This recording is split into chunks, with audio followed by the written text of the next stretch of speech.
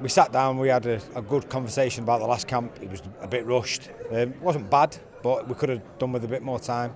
And we've ticked every box this time. He really is in a good place.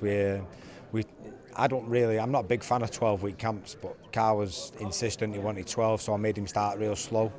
But we'd spoke about going altitude training in Tenerife up Mount Ida, and I sort of put it in the middle to break the camp up so that it sometimes gets a bit monotonous and long drawn out, and I thought if we put it right in the middle, by the time we get back we'll sort of hit the ground running and the run into the fight will go quick, and it worked perfectly. It really has.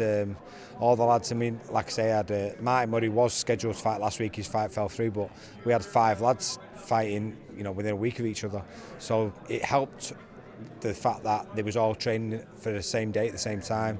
They pushed each other on, and the camaraderie in Tenerife, it brought them together a bit more. Everyone's close anyway, everyone's good mates, but it sort of made that bond a little bit tighter.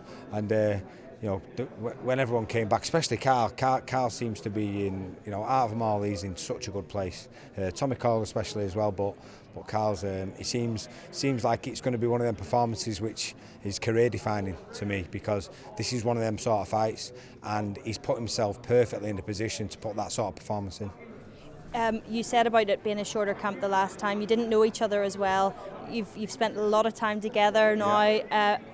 How would you compare the Carl Frampton who fought in November to the Carl Frampton now, ready to step into the ring? I don't think you can compare them. I really don't. I think, considering it was a short notice opponent and training camp, the opponent came in fantastic shape, big, strong, Mexican, tough, nothing to lose. Carl was coming off an 11-month layoff, and he had a lot on his mind outside of boxing. So honestly, it was chalk and cheese. The difference this time is unbelievable. And to be fair, those first 3 or 4 rounds in his last fight, there was some of the best stuff I'd seen him do ever. So he got dragged in, tried to finish the show in spectacular fashion, and ended up dragging himself into a fight, and it ended up tough in the end. But I just think that you really can't compare the two. It was a bit of a rush job last time, whereas this time we've gradually built it up and we've peaked him just at the right time, and he can feel it himself. He's been saying for the last couple of weeks, I can feel a big performance coming, and I feel the same. He's talked about visualisation now as well. He's brought that in this camp. Nonito was just telling me as well that he does a lot of that as well. Yeah. How big a part is that? I know Burnett has talked about that as well. It seems to be a really big part of boxing now. Yeah, I've been onto it for quite a while now. The secret, if anyone who follows me on social media, I bash on it about it all the time, but it's true. If you visualise something, thoughts become things, and it's a natural part of life. You think about doing something, and you think about it enough and dedicate yourself to it enough, it comes to fruition.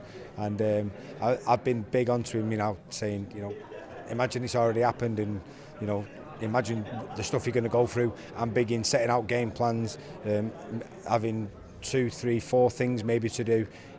As a fighter, things to be aware of, and then drill it until it becomes second nature, and then by the time the fight comes around, you've already imagined what you're going to do. And I sort of know what he's going to do in the fight. I imagine him coming through a few sticky patches, I've got to be honest, because Nonito is that sort of fighter. He's very adaptable, and I'm sure he'll try and walk Carl into traps and set him traps where he'll put him under pressure, but I've no doubt he'll be able to come through it, and I just feel like he's going to put in a great shift. A lot of people, he has talked about proving the doubters wrong, and a lot of people may be saying Carl Frampton's done. What would your response be ahead of Saturday? Certainly not. If the fighter I've seen over the last 12 weeks, if that's a dumb fighter, then I wouldn't like to see a sharp one, someone who's at the top of his game. No, I think he's peaking, he's coming at the right time. I think, talking about dips and troughs, he's coming out of a dip and he's on the rise, and I think you're going to see a big performance.